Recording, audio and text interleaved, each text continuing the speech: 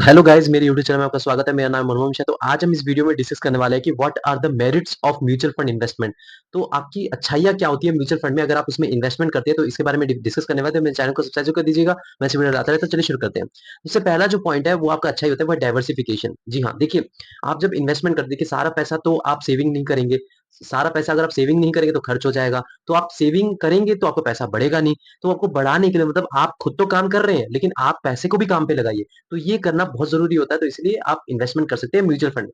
तो mutual fund में आपको प्रॉपर डाइवर्सिफिकेशन मिलता है। डाइवर्सिफिकेशन मतलब आप अपने रिस्क के हिसाब से, अपने फाइनेंशियल गोल के हिसाब से अपना इसमें बहुत सारे ऑप्शंस होते हैं, बहुत सारे कैटेगरीज़ हो सकते होते हैं। जैसे मान लीजिए आप ज़्यादा रिस्क टेकर है, आप ज़्यादा रिस्क ले सकते हैं, आपके पास टाइम फ्रेम भी ज़्यादा है, तो आप स्मॉल कैप फंड में इन्वेस्टमेंट कर सकते हैं। तो स्मॉल कैप फंड में क्या होता है कि आप छोटी कंपनीज़ हो गई, उसमें सारे छोटे कंपनी जैसे स्टार्टअप कंपनीज़ हो गई, जो अभी-अभी स्टार्ट हुई है, तो वो सारी कंपनीज़ में आपका पैसा लगता है।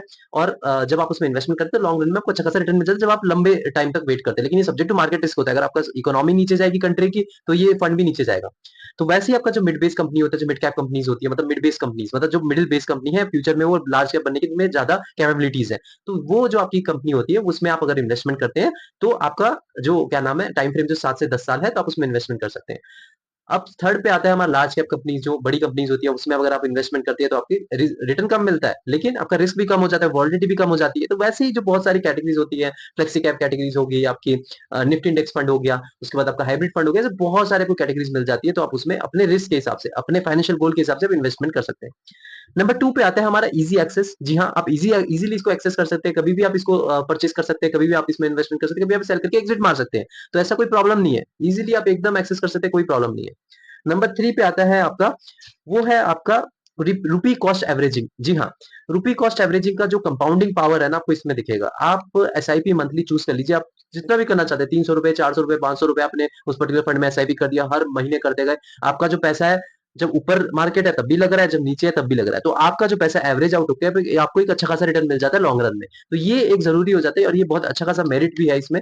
तो इसमें आप इन्वेस्टमेंट कर सकते हैं। सबसे अच्छी बात भी है कि आप ₹100 से इन्वेस्टमेंट कर सकते हैं। आप अगर स्टॉक्स में लगाते हैं, उसकी स्टॉक की पर्टिकुलर वैल्यू अगर मान लीजिए ₹3000, ₹3500, तो मिनिमम आपको उतना पैसा चाहिए, तभी आप इन्वेस्टमेंट करें, तभी आप उसमें इन्वेस्टमेंट कर सकते हैं, तभी आप उस पर्टिकुलर स्टॉक में कर सकते हैं। और उसमें भी रिस्क होता है, क्योंकि आप एक ही स्टॉक पे लगा रहे हैं, लेकिन यहाँ पे क्या प्रॉपर डाइवर्सिफाई हो रहा है। ₹100 भी 100 कंपनी में आपका डाइवर्सिफाई हो रहा है। तो कम पैसे में आपका डाइवर्सिफिकेशन भी मिल रहा है, अगर एक कंपनी डूब भी जाती है कोई फर्क नहीं पड़ता। तो ये एक अच्छी खासी इसमें चीज है।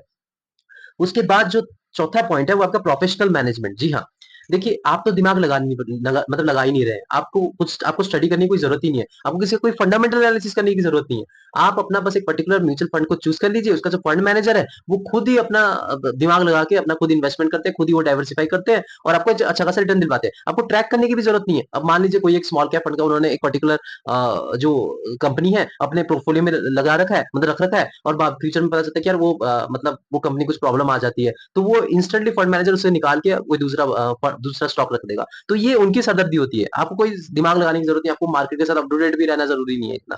तो ये एक चीज है। तो आप उनको as a fee expense ratio pay करते हैं, तो वो फीस ही होता है। तो आप उसको जब पे करते हैं, तो वही दिमाग लगा के आपका इन्वेस्टमेंट करते हैं। ये एक बहुत ही तगड़ी मेरिट है। Variety and freedom of choices, जो कि नेक्स्ट है आपका मेरिट। तो वैरायटी, आपको बहुत तगड़ी वैरायटी मिल जाती है जब आप इसमें इन्वेस्टमेंट करते हैं।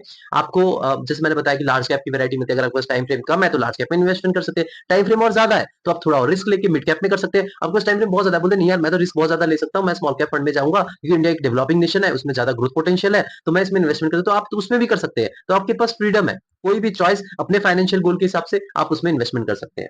लास्ट जो है वो हमारा ट्रांसपेरेंसी। देखिए, ये जो है आपको बहुत ही फेयरनेस देता है इन्वेस्टर्स को।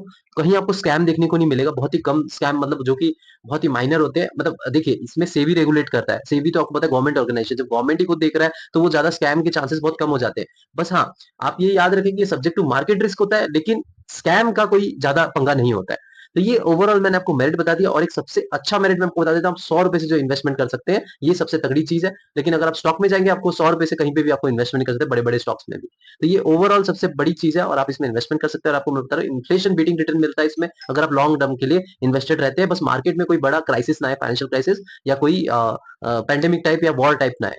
तो मेरे चैनल को सब्सक्राइब कर दीजिए, मैं ऐसे वीडियो लाता रहता हूँ। Thank you.